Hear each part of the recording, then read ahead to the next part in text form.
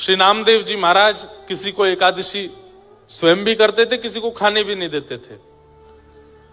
और तो और एकादशी के दिन नामदेव जी अपने मोहल्ले में डोलते थे, घरों में जाके खिड़की खोल खोल के देखते थे कोई अन्न तो नहीं खा रहा। तो वो सब लोग कहते तुम्हारा क्या बिगड़ रहा, हम खा रहे हैं, हमारा मन, हमें नहीं रखनी एकादशी। तो द्वार पे बैठ के रोने लग जाते नामदेव जी, बोले आज आज अन्न मत खाओ, आज एकादशी है, आज मत खाओ। तो इतनी उनकी एकादशी के प्रति निष्ठा कि एक दिन भगवान बोले मैं परीक्षा लाऊं या की। और श्री विट्ठल भगवान, पांडुरंग भगवान एक ब्राह्मण का रूप धारण करके आए और पूरे नगर में रोते हुए घूम रहे हैं, अरे मैं बहुत भूखा हूं, मैं बहुत प्यासा हूं, मुझे कोई अन्न पवाओ, मैं 4 दिन से यात्रा पर हूं, मुझे बहुत तेज भूख लगी है।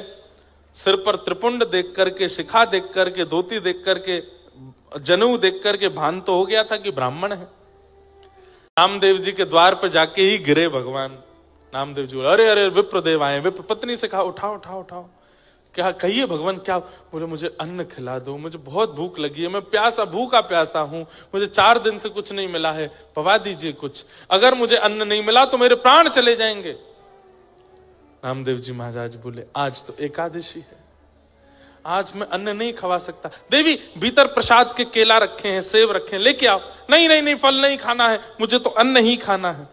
भगवान आज एकादशी है। अरे एकादशी तुम्हें दिखता नहीं, मेरे प्राण पखेरु उड़ जाएंगे यदि मुझे अन्न नहीं मिला तो। मैं कितना जर्जर हो गया, मेरे हाथ पांव कांप रहे हैं, मेरी नसें सूख रही हैं, मेरा रक्त संचार रुक रहा है, मुझे अन्न की आवश्यकता है, मेरे प्राण निकल जाएंगे।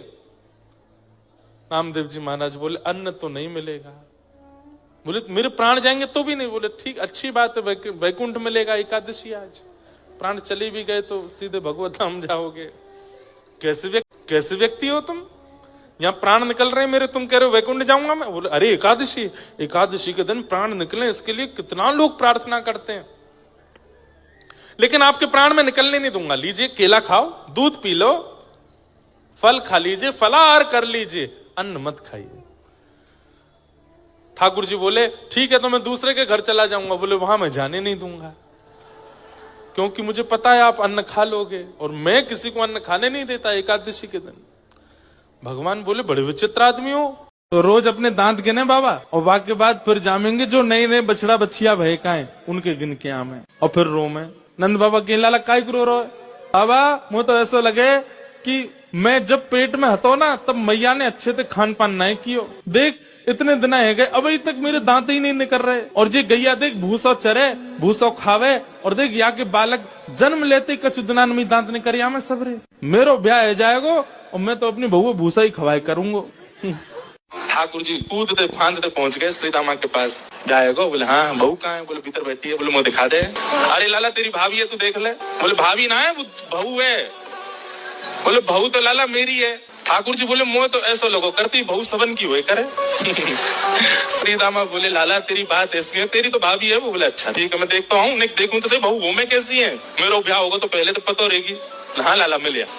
ठाकुर जी जैसे ही पहुंचे माधवी को पहले जाके बता दी। बोले श्री दामा के परम मित्र श्री कृष्ण आ रहे हैं मिलवे। ओ कृष्ण को नाम सुनते माने तो मुंह ढक लिया। बोले जो वही है, जाते मैया ने कही मुंह छुपा के रखना। ठाकुर जी ने खूब अनुनय विनय किया, हाथ जोड़े पाम पूज लिए। बोले भाभी ने मुंह दिखाए दो, नहीं दिखाए। ठाकुर जी बोले तू जाने ना आया भाई, मेरे मोह देख हुए के काजे करोड़न वर्ष की तपस्या करें, इतना नाम जप करें, उंगली घिस जाए तब वो मेरा मोह ना देख पाए, और मैं तेरे आगे हाथ जोड़ खड़ा हूं, तू देखना रही है।